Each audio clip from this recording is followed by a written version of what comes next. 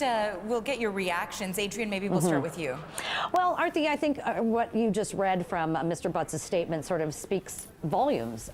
He didn't take any accountability or take responsibility for the allegations that have been laid at the foot of the Prime Minister's office. And usually when you resign, you're going to take that responsibility to give political cover for the person whom you work for. And in this instance, of course, it's Prime Minister Trudeau. So you have to sort of step back and wonder, well, why are you resigning? If you did nothing wrong, if there are no issues, if there are no truth to these allegations, then why? So if we dive a little further into that, I think that there's a lot of things happening behind the scenes.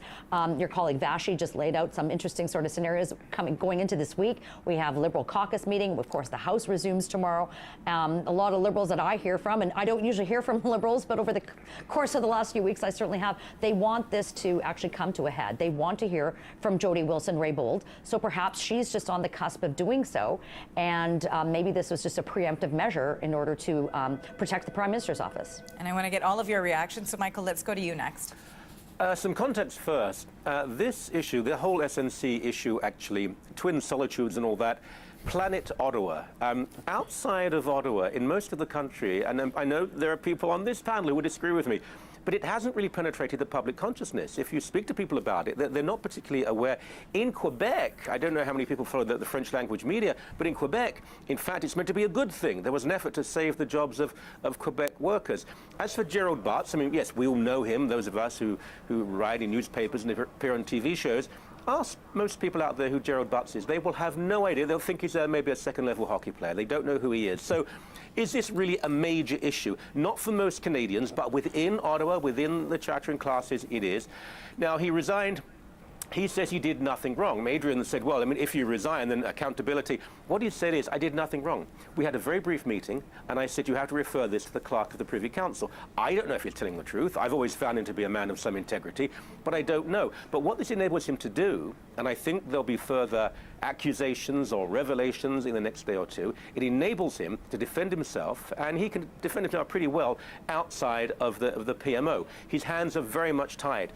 There could also be an internal Liberal Party issue here. I've also heard from certain Liberals who are uncomfortable with this, and I think what this might do is help not stop the Conservatives attacking the government. That's not going to happen. It's going to get even worse. But it might unite the Liberal Party because someone has now said, I will resign. It's an enormous issue for the Prime Minister. These two are very close. I can't remember a chief of staff, a senior figure in the back room who was as close to the Prime Minister as in this case. So in that way, it's very important. But nothing particularly changes. And I don't believe it'll be a major election issue. Those people who dislike Trudeau will bring this up. Those people who are ambivalent, it won't matter too much. And those who support him will say, well, nothing much happened. And let's go to the nation's capital now. So, Tim, what are you thinking out of Ottawa now that you've had some time to digest this news? Well, it is a bit of a surprise. I'll partially disagree with Michael, and that won't surprise Michael or anybody else. I was in Montreal last week sitting with a lawyer from Joliet, Quebec at a hockey event, and he raised the issue with me, for example, of what was going on in Ottawa now. This is certainly a move by the Prime Minister's office to try and bring some consistency instead of chaos to the way they're responding to this story. They're hoping, as Adrian suggested, that this maybe takes some steam out of it. But it's hard to overstate Jerry's role here in Ottawa. He certainly was billed, and that billing was never diminished, as a key figure in the government, somebody extremely close to the Prime Minister. Michael's right on the symbolism. There were a lot of Liberal MPs, the backbench type, who are getting very irritated with the Prime Minister's office and the way it was controlling. So they will view this, and Jerry was the symbol of that, as being a step in the right direction. So there could be some management wins internally for the Prime Minister. But the reason Gerry Butts is gone, let's make no mistake about this, is the Prime Minister's office recognizes this story has the potential to do major brand damage to their party. And if we're talking about brand damage, maybe we should take a look at what we heard from Andrew Scheer, from the Conservative leader, when he's reacting to the resignation of Gerald Butts. And so let's quickly pull up just a portion of his statement here. And he says this latest resignation shows government in chaos as Trudeau desperately tries to cover up this scandal. Canadians are rightly concerned about the allegations of political interference in a criminal prosecution, going on to say Trudeau needs to stop hiding behind other people and come clean. So maybe, Adrian, I'll go to you on that. Yeah, look, I mean, of course, Andrew Scheer is the leader of the opposition. He is looking to replace Justin Trudeau as the next Prime Minister of Canada. I don't know why Michael's groaning so much. I mean, it's very, very typical of what an opposition leader would say. I agree. But even if you go sort of step back and look at what we saw unfold on Parliament Hill last week with the Justice Committee, I mean, there was no opportunity for the opposition parties to hear from those individuals that actually were or could have allegedly been involved in whatever was said to the former Attorney General, whatever was said during those meetings with SNC Lavalin. So I think that it's a legitimate question to be asking those that are involved in the Prime Minister's office. Why can't we hear from Jody Wilson-Raybould? And I think there needs to be that that so-called gag lifted off of her.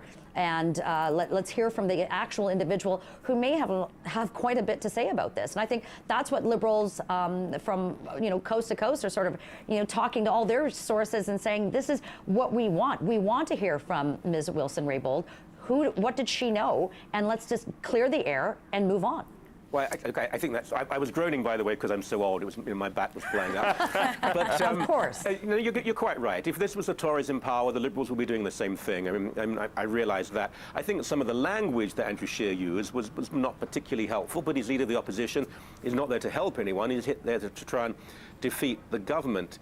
But I'm not sure. I mean, when you speak of criminality, that's a very aggressive word.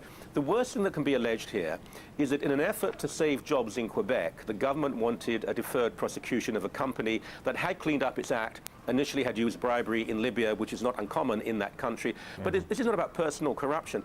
We do, though, have to hear more from the minister, because that's at the center of this.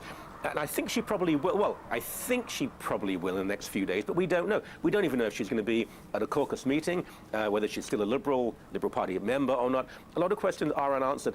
But this issue with Gerald Butts, I can't imagine the Prime Minister, Justin Trudeau, asking him to resign. They're very close. I would think this was Gerry Butts saying, I'm going to leave. Now, I could be wrong on this, but that's the feeling I get. And if he did that, it is to, as I said earlier, to unite the party, but also to go out there and defend himself. Because I get the impression he feels very slighted in this, and we all know him. I mean, integrity is part of this guy, and he feels that his reputation has been tarnished. So I think he's going to come out firing. Yeah, Michael, this might make you projectile vomit, so viewers be prepared for this. More groaning. Jagmeet Singh says we need a public inquiry. I don't think we need a public inquiry. But to that issue at hand that Michael's raised, Aarti, the whole notion that Gerry now is free to come out and defend himself, which certainly is right, and I would agree with Michael. I know Gerry. He is of the belief, he's not told me this, but friends of his have, that he didn't do anything wrong here.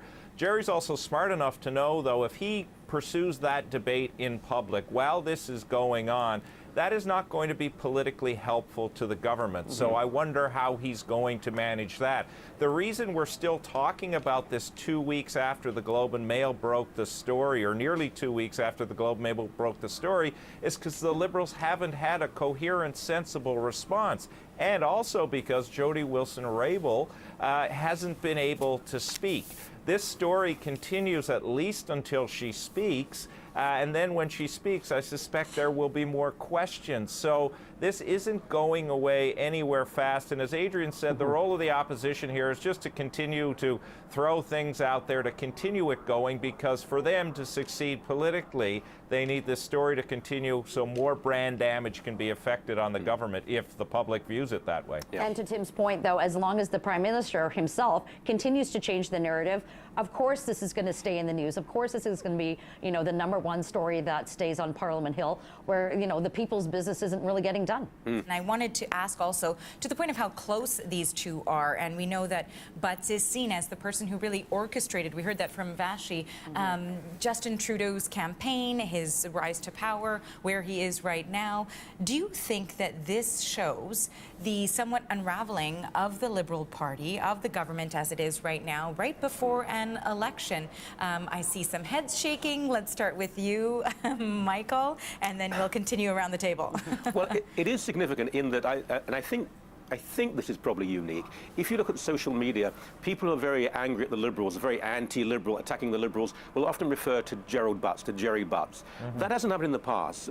We barely even know who people are in the Prime Minister's office. So he is iconic in that way, symbolic of Justin Trudeau and this idea of a Svengali behind the scenes. I mean, that's overplayed, but he does matter a great deal.